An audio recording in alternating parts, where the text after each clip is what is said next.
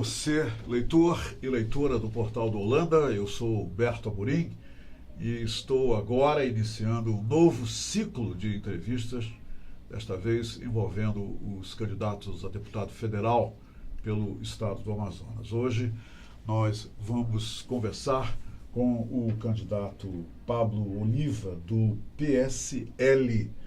E o que é interessante sobre as propostas do candidato que nos dá a honra da companhia aqui no estúdio é que ele é radicalmente contra a violência e a corrupção. E ele tem deixado isso muito claro nas suas manifestações. Eu quero, então, conclamar a todas as pessoas, nossos leitores e leitoras, que neste momento passam a agregar valor ao nosso trabalho aqui no estúdio. Eu solicito que vocês fiquem com a gente, porque eu tenho a impressão que essa entrevista vai ser, no mínimo, muito interessante. Até porque ele vai abordar assuntos que têm a ver com todos nós, sem exceção, ainda mais na atualidade. Essa questão da violência e da corrupção no Brasil virou uma imoralidade. A gente também vai falar de outros assuntos. Aguardo, eu volto já já.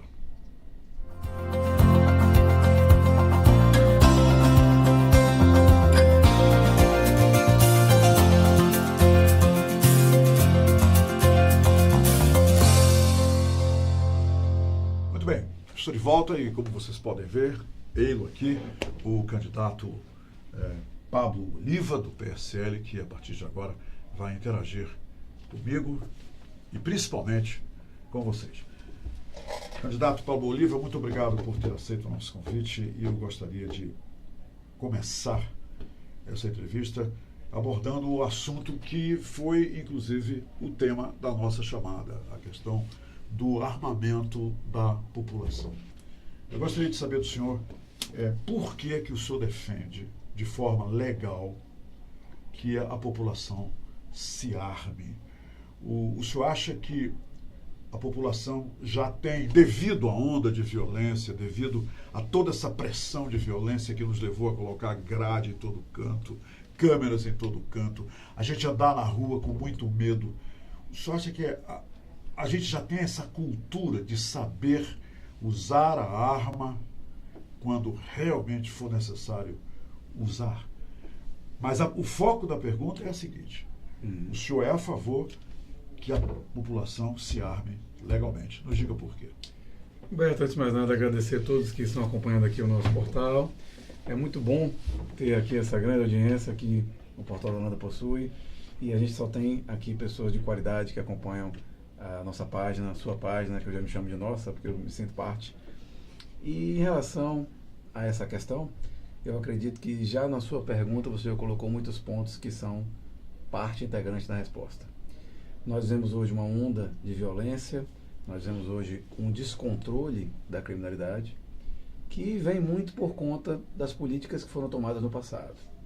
No passado optou-se por desarmar a população. E essa opção foi uma opção contrária ao que foi decidido no plebiscito, que nós votamos, todos os brasileiros votaram, naquela época que tinham capacidade de votar, decidiram que o brasileiro devia ter, sim, condições de legalmente adquirir uma arma de fogo caso fosse necessário para a defesa do seu patrimônio e da sua família. Esqueceram o plebiscito, fizeram legislação com amarras, muitas até, algumas até além do necessário, e que deixam o cidadão de bem sem a possibilidade de adquirir um armamento. Entenda, algumas pessoas acham que essa proposta é para que haja um armamento da população. Não é verdade. O que eu defendo é que o cidadão tenha a possibilidade de legalmente adquirir algum instrumento de defesa para defender aquilo que ele tem de mais valoroso, que é a sua família. Existe hoje, como você pontuou durante sua pergunta, uma guerra declarada. Essa guerra é do crime contra as pessoas de bem. E nessa guerra só um lado está armado, que é a criminalidade. Quem consegue adquirir armas no mercado negro, com facilidade, e com aquela desenvoltura que o cidadão de bem não consegue. Recentemente nós tivemos um caso, acompanhado pela internet, visto por todos. Um pai de família estava recebendo dentro de casa a chegada de um filho Um assaltante entrou na casa, ele viu o assaltante entrar armado e saiu de casa para defender a vida do seu filho com um cabo de vassoura. Tomou 2 tiros e morreu. Isso não é sério. Isso não é dar condições do cidadão de bem se defender. Ele estava dentro da sua própria casa, o filho dele estava sendo ameaçado de vida e ele não tinha como se defender. Ele saiu de casa com um cabo de vassoura. Ele saiu de casa para morrer. Enquanto ele podia defender a sua família. Essa é a única política para se resolver a segurança pública? Não, não é. Existem muitas outras medidas que devem ser implementadas para a gente trazer a tranquilidade de volta. A tranquilidade, ela passa por um programa de curto prazo, de médio e longo prazo. É necessário aparelhamento das polícias, é necessário repressão à criminalidade que existe hoje, mas é necessário também trabalhar outras medidas que têm a ver com segurança pública e que são esquecidas. Criminalidade não é problema só de polícia. É questão de distribuição de renda, é questão de educação, é questão de oportunidades. Agora, não tem muito tempo, uma semana atrás, eu dei uma palestra e me perguntaram por que um garoto de 15, 14 anos é cooptado para o crime. E eu disse com muita tranquilidade que, infelizmente, nós temos uma sociedade que não dá oportunidades às pessoas. E um garoto de 15 anos de idade, ou de 14, ou 16 anos, ele vê na sua comunidade um traficante com 3 meses de trabalho comprar um iPhone, com 6 meses comprar uma moto nova. E do outro lado ele enxerga os seus familiares, os seus pais, trabalharam a vida inteira e não conseguiram oportunidade. Quem você acha que ele vai eleger como herói? Os pais ou o traficante? Então a gente tem que dar oportunidade às pessoas. Se a gente não der oportunidade às pessoas, a criminalidade vai continuar cooptando jovens e com certeza nós não vamos ter solução para o crime, nem a médio prazo, nem a curto prazo. Candidato, é interessante que o que o senhor acabou de falar, eu já ouvi outras vezes, de outros candidatos, inclusive. E uma coisa que não é mencionada, e que eu gostaria que o senhor comentasse, é justamente também a questão de se prestar ao preso, ao criminoso, uma assistência de reabilitação. E para isso eu lhe pergunto, o senhor acredita que todo criminoso tem potencial para ser reabilitado? Tem potencial para ser colocado na penitenciária onde hoje, que se constituem no Brasil hoje depósitos de pessoas e não um centro de reabilitação? Mas o senhor acha que todo preso tem condição de ser reabilitado e que o senhor passa pela sua cabeça escrever projetos que facilitem trazer o criminoso, depois de servir sua pena, depois de pagar pelo crime que ele cometeu, ele voltar a se integrar à sociedade? Porque o que se vê hoje é justamente o contrário. Eles vão para a penitenciária, esse garoto que o senhor falou aí, depois de ser preso, ele vai se instruir, vai se educar muito mais no crime do que se reabilitar. Eu gostaria de ouvir o seu comentário. Bem, é importante que você pontuou e é bem que se diga que o crime, quem comete um crime, ele recebe uma pena e essa pena tem 2 funções bem claras. Uma é punir. E eu sou a favor da punição.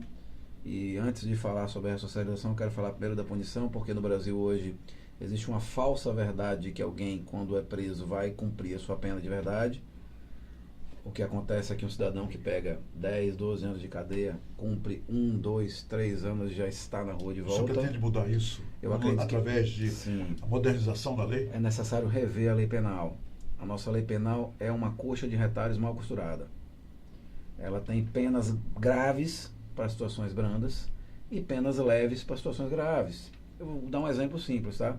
Nós temos crimes ambientais, ou temos alguns outros delitos que são contra animais ou coisas simples, que levam penas altíssimas. Ou até coisa mais tranquila. Se você fizer uma falsificação de um produto fitoterápico, você chegar em casa e fizer uma homeopatia errada, você pode tomar 10 anos de cadeia. E se você atropelar alguém no trânsito, você é capaz de ficar livre. A nossa legislação penal, ela é mal desenhada. Ela precisa ser reiniciada. Uma reforma da lei penal tem que ser feita. Primeiro, para que hajam punições corretas. Porque a criminalidade não pode ter também a sensação de impunidade. De saber que eu vou cometer um crime e daqui a pouco eu estou na rua de volta, porque eu tenho audiência de custódia, porque eu tenho facilitações de progressão de regime, porque eu tenho saidão de final de semana. A Richthofen matou os pais e saiu no Dia dos Pais para visitar. Isso é um absurdo, uma piada. Mas o interessante é que isso está acontecendo há tanto tempo e ninguém faz nada, não é? Ninguém faz nada. E a gente vai falar mais sobre isso, sobre essa realidade pelo partido que eu represento e pelo presidente da República que eu represento, que quer fazer uma mudança radical e que eu apoio a mudança dele no sentido de que no Brasil precisa de ordem. A gente procura muito progresso, mas esqueceu antes que vem a ordem. Uma praga no Brasil hoje. Praga no Brasil. Uma praga no Brasil, eu já ia colocar isso na minha pergunta, mas escute só. E que também eu concordo, é uma praga, isso que o senhor falou, mas uma outra praga no Brasil hoje tem a ver com políticos corruptos. E o senhor, eu vi no seu release que o senhor colocou que é a favor da limpeza dos políticos corruptos.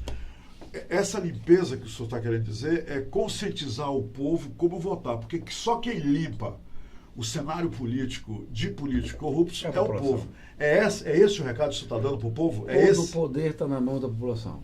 Você que nos assiste, você que nos ouve, você é o grande protagonista, o grande ator principal desse processo.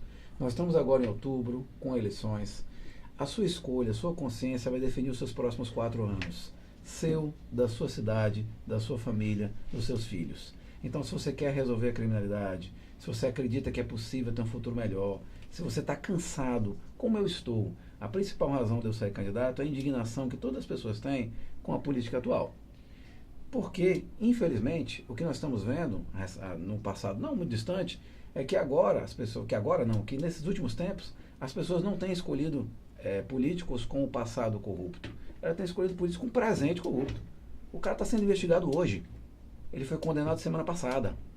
E ele é candidato. Cumpre a você tirar essas pessoas do sistema. Esses indivíduos que são investigados, essas pessoas que estão pedindo aí, às vezes, para se perpetuar na política, eles merecem o seu voto? É você que tem que chegar e pensar. Porque eu estou entrando na política agora, mas acredite, eu não sou político. Eu sou delegado de Polícia Federal e quero ingressar na política para fazer a diferença. Candidato, ontem eu entrevistei o candidato ao Senado, Alfredo Nascimento. Sim. E ele disse uma coisa aqui que eu gostaria de ouvir o seu comentário. Ele disse que todo mundo que faz parte do sistema de segurança no estado do Amazonas, palavras dele, sabe por onde entram as drogas e o armamento ilegal no Brasil. Ele esteve lá, inclusive, ele viu essas coisas acontecerem. O estado do Amazonas coloca lá cinco representantes da Polícia Militar. Um estava de férias, o outro não tinha chegado. 3 homens com um revólverzinho que não chega ao pé do armamento dos traficantes e tudo mais. Essa história ele relatou aqui, mas ele disse o seguinte, que todo mundo sabe, o senhor como um delegado federal, com certeza deve se manifestar. Todo mundo sabe por onde entram as armas e as drogas no estado do Amazonas e ninguém faz nada. Comente isso, por favor. O senhor sabe? Eu acho que a afirmação do nosso amigo, ela deveria vir acompanhada de uma ideia, já que todo mundo sabe, e eu que sou parlamentar, vou trabalhar para que isso deixe de acontecer. Por quê? O que a polícia vive hoje é uma situação de heroísmo. Nós temos policiais militares, policiais civis e policiais federais que trabalham com poucas condições de trabalho, que trabalham fazendo uma fiscalização e uma ação de repressão ao crime que é incondizente com as capacidades deles, porque você coloca poucos policiais para atuar nas ruas, com pouca estrutura e quer deles a resposta que a sociedade não deu por muito tempo, que o governo não deu por muito tempo. Então você espera que o cidadão haja como um super-homem, que ele resolva a criminalidade toda, quando não é simples assim. Aí você fala para mim, todos os policiais sabem onde estão as drogas, onde estão os problemas? Talvez até se tenha ideia de qual é o caminho. Porque todo americano sabe por onde é que o mexicano entra, né? Não é pulando a fronteira? Eles param de entrar. Não é questão de saber para onde as pessoas vão. É questão de colocar meios para que seja cumprido o combate à criminalidade. Se você não der meios ao policial, se você não der estrutura, não adianta saber que é pelas calhas do rio do Amazonas que a droga passa. Isso eu já sei. Fiscalizar o rio do Amazonas é muito difícil. A partir de agora o senhor tem 2 minutos para dizer aos nossos leitores e leitoras, além do que o senhor já colocou aqui, Sim. por que o senhor gostaria de ter o voto deles para elegê-lo deputado federal? Primeiramente, agradecer a todos que tiveram a felicidade de assistir essa nossa live. Dizer para vocês que eu sou candidato a deputado federal, porque passei 11 anos na Polícia Federal trabalhando, e lá eu sempre vi todo o sistema de corrupção e todo o sistema de criminalidade que existe no nosso Brasil. E aprendi que, dentro dele, para se combatê-lo verdadeiramente, é preciso combatê-lo com mudança política. Porque tudo, no final, acaba ou começa na política. É a política, é a mudança da política que vai fazer a mudança na nossa realidade. Então nós precisamos eleger gente nova, e por isso que eu saí candidato. Sou candidato do partido do Bolsonaro, único candidato dele deputado federal aqui no estado do Amazonas. E carrego junto com ele as premissas dele de resgate da família, de retorno à segurança pública, porque nós vemos uma desordem hoje, e também de garantir o desenvolvimento aqui do estado do Amazonas. O nosso estado vai ser esquecido. A nossa zona franca está sendo desidratada. O nosso povo está sem emprego e sem saúde digna. Para isso, para que tudo isso volte, nós precisamos de representantes bons. E eu vim aqui hoje, não só fazer essa entrevista, mas pedir o seu voto, da sua família e daqueles que você conhece. Para deputado federal, esse ano é 1717, que é 2 vezes Bolsonaro. Se você acompanha o Bolsonaro, vai votar nele. Ou se você acredita no trabalho da Polícia Federal e imagina que é bom colocar um delegado de Polícia Federal lá, acredite, eu estou aqui para lhe representar. 1717. Muito obrigado pela entrevista e muito boa sorte aí nesse Muito seu obrigado desafio de se eleger deputado federal. Boa sorte a todos nós. Muito obrigado. Minha gente, por hoje é só. Muito obrigado pela sua companhia e vamos agora refletir, né? É muito bom. Ele veio aqui, apresentou as suas propostas, suas ideias e expressou um pouco daquilo que ele tem como definição para resolver os problemas. E isso é muito importante. Agora, mais importante também é o seguinte: vote com consciência, procure votar nos melhores, porque tudo sobre os candidatos está aí à nossa disposição. Nós sabemos onde ir para saber quem é o cara, se ele é ficha limpa, se ele não é.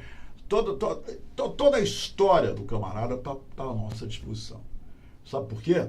Porque depois do dia da eleição, a gente lamentar que os velhos, aqueles que nós estamos criticando há 8 anos, há 4 anos, no caso de deputados, se eles forem reeleitos e você reclamar, é uma piada. É uma piada. E se você trocar o seu voto, vender o seu voto, não se esqueça de uma coisa: o otário é você.